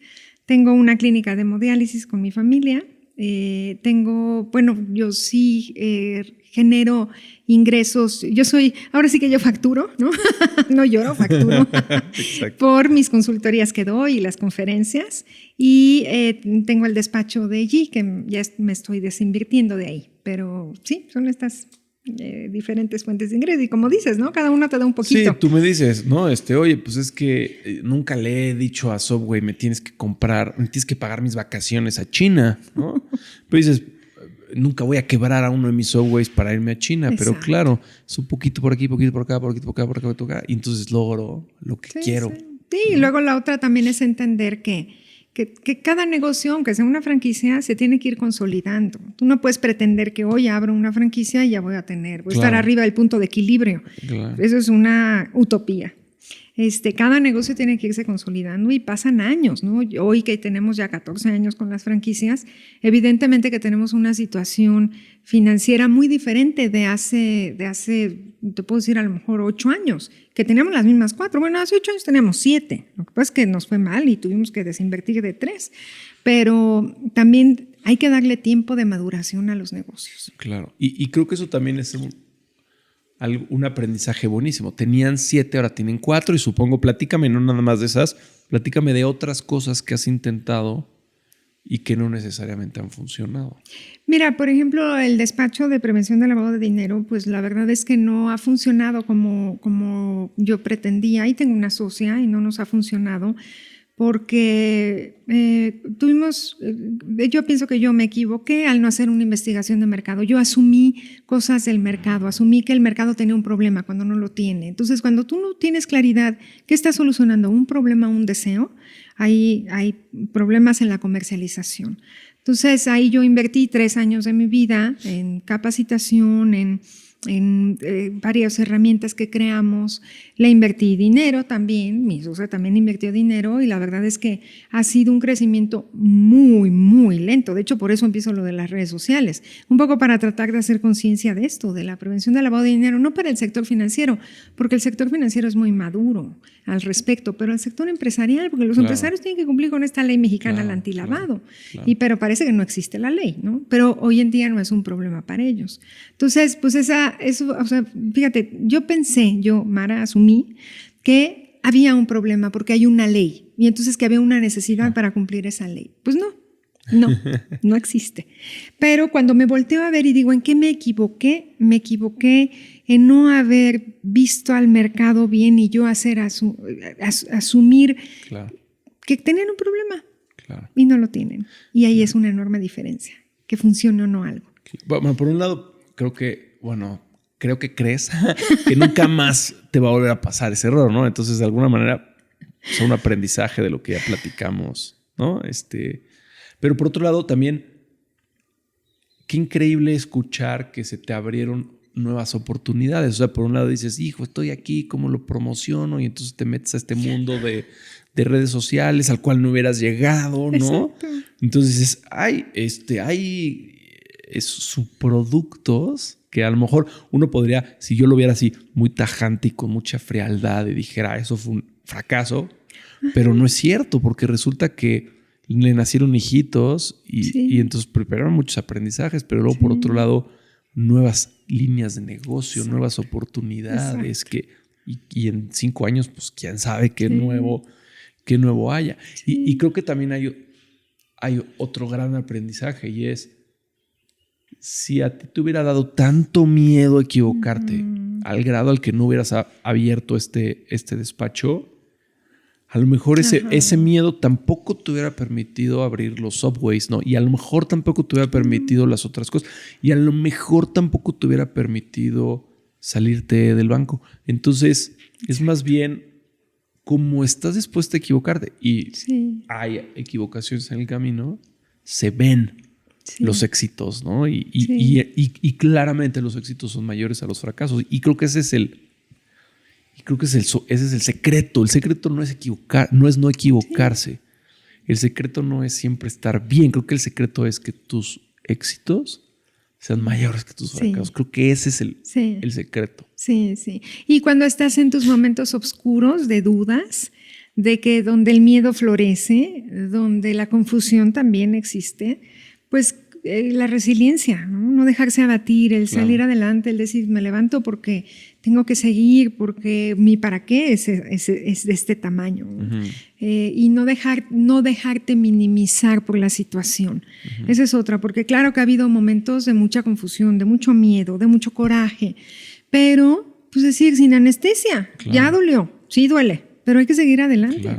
Claro, de no entender por qué pasan las cosas. Sí. De no tener claridad de qué sigue, pero como dices, sin anestesia, soy yo el único, hay un problema y yo soy el único que lo puede resolver. Así que párate. Exacto. Empoderarte. Y piensa, ¿no? Cada quien tiene su método. Cualquiera que sea el tuyo y resuélvelo. Sí, exacto. Y asumir la responsabilidad que tienes en el error y también en el posible acierto, ¿no? Claro. Sí, totalmente. Bueno, entonces ahora sí, al tema que quería hablar de los precios, ¿no? De rodearte de gente que sabe. Creo que es bien fácil. Digo, existe esto de que, bueno, creo que es bien fácil decir, ay, ¿por qué tan caro? ¿No? O sea, creo que esa es como la reacción más natural de todos. Agarrar y decir, ¿qué? Una agencia va a vender la casa por mí, me va a cobrar 5%, yo lo puedo hacer. O sea, creo que es muy natural pensar esto. Y creo que yo he caído, todos hemos caído en eso. Sin embargo, está probado, no siempre, pero está probado que estas organizaciones que te cobran algo hacen y sí valió la pena pagarlo, ¿no? Sí, claro. Creo que pagas lo que tú hace ratito dijiste, pagas ese aprendizaje, ya no tienes que aprender, tú lo obtienes instantáneamente. Creo que también pagas el no equivocarte y eso es algo, creo que eso es algo que nadie ve. O sea, sí, la agencia que va a vender mi casa me va a cobrar 5%, es muchísimo dinero. Pero si yo me equivoco, ¿cuánto dinero me va a costar? ¿No? Va a costar mucho ¿Quién más, sabe? claro. A lo mejor me cuesta mucho más. Claro. Te voy a decir, una vez fui a hacer unos acrílicos y me encantó la frase que leí. Decía, si usted no quiere, no puede o no. Si usted no quiere, no puede o no sabe, entonces no pida descuento. ¿A poco no es muy práctica? Pero sí es cierto. O sea, si no sé, pues tengo que pagar. Si no quiero, tengo que pagar. Y si no puedo, tengo que pagar. Claro. Me encantó ahí en una cosa de acrílicos. Dije, qué creativo este señor. No pida descuento. Descuento. Claro. Entonces, sí, coincido contigo, Joan.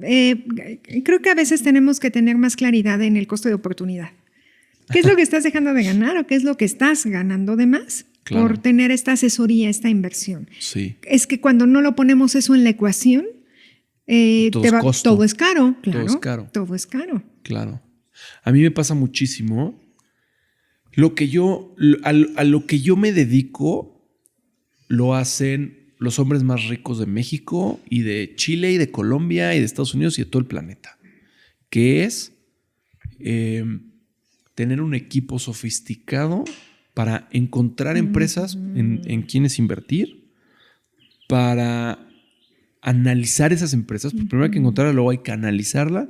Y ya que las analizaste y les invertiste dinero, es darle seguimiento a la inversión para verdaderamente rentabilizarlo. Cuando yo volteo a ver a las personas, a las familias más ricas del planeta y veo que se gastan millones de dólares al año en consultores, en despachos de abogados, en despachos financieros, en despachos de búsqueda de empresas, en despachos de evaluación, y veo que se gastan millones y millones de dólares. Tienen nóminas enteras dedicadas a buscar empresas en donde invertir, ¿no? Y claro, esos millones de dólares se los gastan, pero después invierten y después de invertir, además de todo, o sea, ese gasto es gasto. No he hecho ninguna inversión y ya tengo un montón de... No, tengo nómina, despachos, tengo nada. Y después hago la inversión. Entonces a lo mejor me gasto $5 millones al año, nada más para tener opciones de inversión. Sí. Y después ya me llegan las opciones y si son buenas, porque pueden ser malas y entonces no invierto. Si son buenas, invierto y capitalizo mi inversión. Y entonces veo a estas personas que dices, oye, pero tú eres... No sé, pongámosle nombre. Tú eres Carlos Slim. Tú no necesitas ayuda para invertir, ¿no? Y él dice, a ver, sí, yo tengo una visión de lo que quiero. Yo tengo más o menos una idea de las cosas. Pero por supuesto que necesito un equipo que me ayude a encontrar a las empresas. Por supuesto que necesito abogados que hagan los contratos. Por supuesto que necesito equipos de supervisión, equipos de... Entonces, no lo puedo hacer yo solo y por eso me gasto la cantidad de dinero que me gasto. Y luego volteas a ver al retail, ¿no? Que son las personas físicas que hacen inversiones y dicen, no me cobres nada. Yo quiero todo gratis, ¿no? Lo hago yo solo. Porque pues, mejor invierto me cruzo a la taquería de mi conveniencia y oye, ¿quién es el dueño? Quiero invertir en tu empresa, ¿no? Entonces... No es lo que te estoy cobrando yo, es el mucho más que vas a ganar conmigo. Son todos los errores que te vas a ahorrar. Mitigación de riesgos. Y es todo lo que no vas a tener. Y es todo lo que no vas a tener si nunca me hubieras conocido. Pero, personalmente, ¿no? Te confieso, me da mucha tristeza ver cómo estas familias tienen a sus propios equipos dedicados, se gastan millones de dólares y cuando salen soluciones que dicen este no es un equipo dedicado de Carlos Slim, esto es un equipo dedicado para quien quiera. Carlos Slim se gasta $5 millones de dólares si tú vienes con nosotros y digo, hablo en primera persona, pero estoy seguro que si hay una agencia de marketing allá afuera lo va a entender, si hay una consultoría allá afuera lo va a entender, ¿no? Tú me vas a pagar a mí nosotros cobramos el 5%, entonces inviertes 100 pesos, yo te voy a cobrar 5 pesos. Y por 5 pesos vas a obtener este mega beneficio, ¿no? Y pasa lo mismo con la consultora, y pasa lo mismo con la agencia de marketing, y pasa lo mismo con todas esas empresas de servicio. Y da mucha tristeza porque cuesta mucho trabajo de explicar y de entender, ¿no? Es como, mira cómo todo el mundo lo está gastando y tú no tenías la oportunidad de gastarlo y ahora tienes. Cuesta 5 pesos. ¿No? Y además, con todo respeto, lo necesitas, ¿no? Claro. Es que muchas veces te dicen, no, pero yo lo puedo hacer. Y, a ver, Messi es el mejor jugador del mundo. O fue o es de los mejores jugadores, ¿no? La discusión no es si es él o es otro, pero... y no podría estar en un equipo en donde no estuviera él rodeado de muy buenos jugadores también. Exacto. ¿Tú crees que Messi está en una organización de 11 jugadores? Está en una organización como de 1000. Aunque sea el mejor jugador del mundo, no podría estar solo. Claro. Totalmente. Y Carlos Slim opina lo mismo de él mismo, ¿no? Claro. Porque fíjate, aquí la pregunta, Joan, pienso yo, ¿Cómo esta consultoría, o incluso yo le digo a mis clientes, cuando abres una posición, un puesto de trabajo, la pregunta es, ¿cómo me va a ayudar a maximizar mis oportunidades y o a minimizar mis riesgos? Porque ahí es donde está el costo de oportunidad, ¿no? Si tú, a lo mejor te voy a invertir $5 millones al año, pero si yo sé que tú me estás, por un lado, ayudando a minimizar los riesgos, vamos a ponerle, no sé, un porcentaje, me estás ayudando a minimizar el 50% de mis riesgos, y aparte, una buena inversión me va a dar 3 veces más lo que a ti te estoy pagando, Claro. pues es que ahí está la cuenta. Claro. Lo que pasa es que si tú analizas, me está costando $5 millones, es carísimo. No, pues es que es un análisis incompleto. Exactamente. Entonces tienes que ver cómo te va a ayudar a maximizar tus oportunidades y yo a minimizar tus riesgos. Sí, a mí me mata cuando veo que el 98% de los inversionistas en el mundo pierden dinero y el Standard & Poor's lleva 30 años haciendo 10% a sus inversionistas. Entonces, es como, siempre digo, lo único que tenías que hacer era invertir y que se te olvidara el password. O sea, tu trabajo era que se te olvidara el password, dónde lo anotaste y que lo encontraras 10 años después. Esa era tu chamba y no la regaste, ¿no? Sí, claro. Entonces, sí, o sea, ¿por qué pensar que yo puedo hacer lo que hace todo el equipo de Carlos Slim junto, ¿no? ¿Por qué pensar que yo le voy a ganar a los 97 analistas que tiene Goldman Sachs? Claro. ¿Por qué pensar que le voy a ganar? Exacto. O sea, ¿por qué no mejor le digo a Goldman Sachs, oye, ¿cuánto cobras? Me encantaría que tus analistas trabajaran para mí, ¿no? Exactamente. En lugar de tratarle de ganar. Sí, y entonces, si así fuera, no tendríamos al 98% de los inversionistas perdiendo dinero. Fíjate nada más ese porcentaje. 98% de los inversionistas pierden dinero.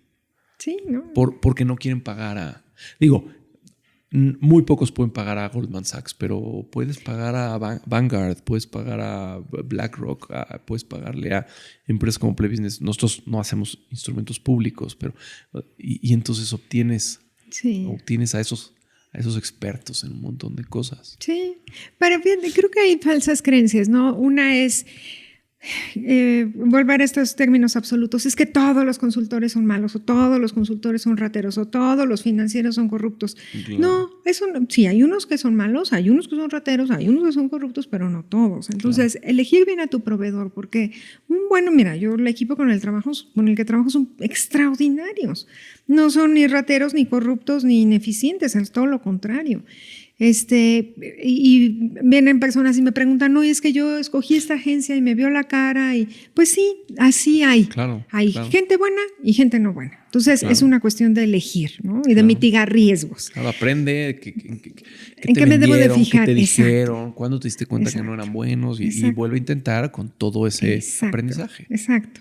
Esa es una. Y la otra es que creo yo que es una falsa creencia, muy personal mi opinión, es que yo no debo de ser experto en todo para poder administrar todo. Es decir, muchas veces escucho a los empresarios decir, es que yo necesito conocer de redes sociales para meterme a redes sociales.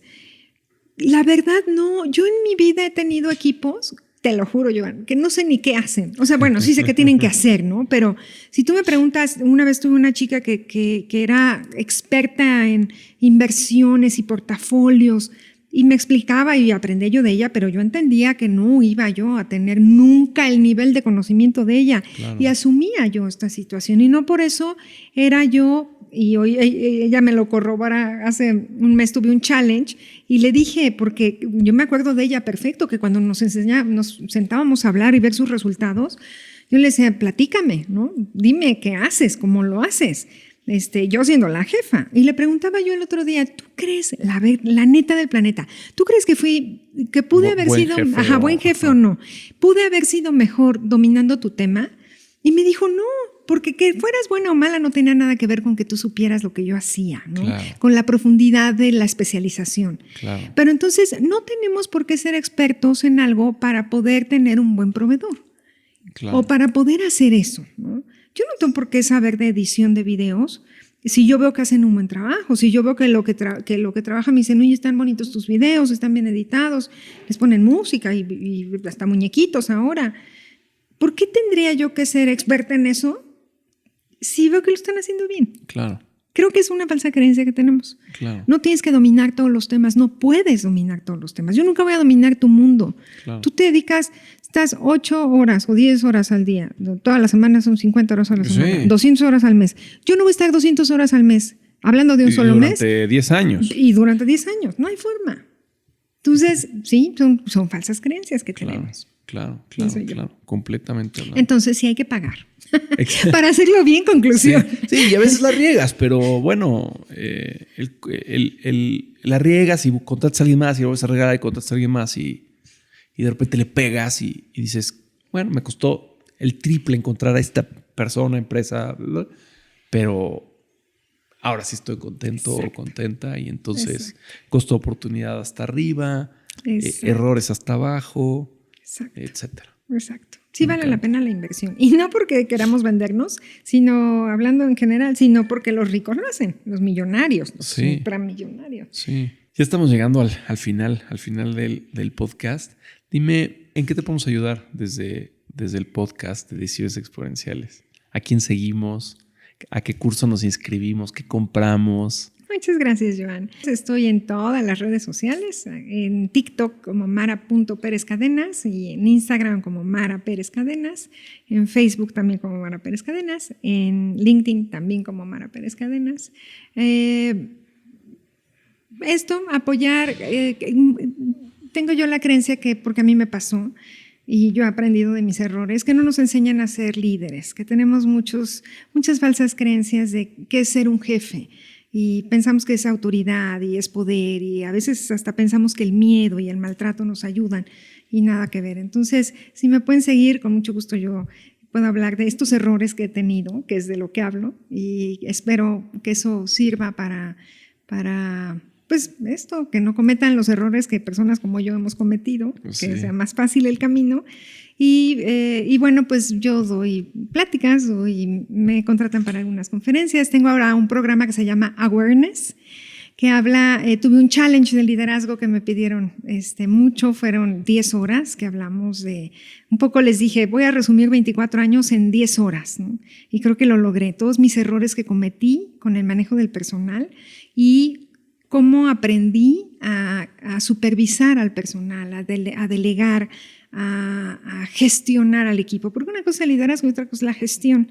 Y entonces, en esto, hablamos de estos temas en el challenge y después abrí un programa que se llama Awareness. Entonces, en ese programa le puse así porque he entendido que en la vida, solo cuando estás consciente y presente, la puedes disfrutar, puedes tomar mejores decisiones. Y ahí hablamos de liderazgo, hablamos de estructuras organizacionales, hacemos levantamientos de descriptivos de puestos, de KPIs, de propuestas de bonos de productividad o de cómo medir los puestos.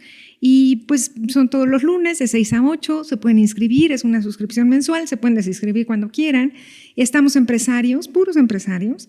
El 90 y tantos % de la gente que está ahí tiene equipos a su cargo, el 60% son dueños de negocio y todos aportamos. Entonces se vuelve una comunidad, creo no hay muchas, en donde estamos hablando de temas puntuales de liderazgo, de estructuras organizacionales, ¿no? Cómo hacer un descriptivo de puestos, cómo poner indicadores. Nadie nos enseña a hacer eso y lo hago desde lo práctico, ¿no? Y está súper padre porque ser empresario es muy solitario, ¿no? Sí, no tienes a quién pedirle consejos, no tienes a quién preguntarle. Sí. Eres el que toma las decisiones difíciles, pero nunca sabes si estás tomando o no la decisión correcta. Y conocer gente en tu misma situación, incluso antes o después, te sirve, ¿no? Como un poco como norte y como brújula, así, Oye, tú tienes tus problemas, ¿tú qué opinas? O que tú ya lo viviste. Sí. Me encanta. Porque aparte, creo yo, hay muchos ahora como consejos, ¿no? Donde tú, sin tener un consejo, como dueño de empresa, te adhieres a estos consejos, te vinculas y te dan recomendaciones. Esto lo veo muy, muy bien y yo no compito con eso porque creo que estos consejos son más desde el punto de vista estratégico. Aquí lo que hacemos es más táctico, ¿no? ¿Cómo hago el descriptivo de puestos del tesorero, ¿no? El otro día veíamos el descriptivo de puestos del de capital humano Y yo les decía, bueno, en mi experiencia tienen que hacer todas estas cosas. Me dicen, oye, jamás me imaginé que tuviera que hacer tanto. Le digo, lo que pasa es que... Y de repente alguien dice, yo tuve este problema, también agrégale esto, ¿no? Exacto. Y otro dice, ay, a mí me pasó esto, agrégale esto también. Entonces, desde lo táctico nos vamos a la estrategia, ¿no? Que es el manejo de los equipos. Pero partimos de lo táctico. Un descriptivo de puesto es totalmente táctico, pero termina siendo estratégico, porque es el mandato claro a tu personal, a tu estructura. Claro. Y sin ese mandato no hay un montón de cosas, empezando con el compromiso.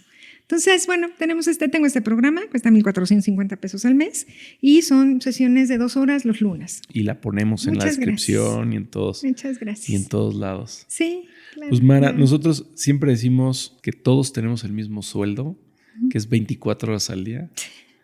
Pues nos diste lo más preciado que tienes, lo único que no te podemos devolver. Y por eso te estamos infinitamente agradecidos. Gracias por haber aceptado nuestra invitación y por habernos invitado a tu casa y por habernos regalado tanta experiencia y tanta sabiduría hoy, a mí y a todos que estamos aquí. Al contrario, Joan, gracias a ustedes por la invitación, por la confianza. Es un placer que hayan venido aquí a mi casa, a su casa, a todos ustedes. Y bueno, pues la verdad es que yo aprendo bastante siempre. Y esta plática tan rica, por supuesto que a mí también me enseña. Entonces, gracias. Al contrario, muchísimas gracias. Gracias a ti. Nos vemos la próxima. Síganos, denle like y gracias por haber venido. Bye, bye.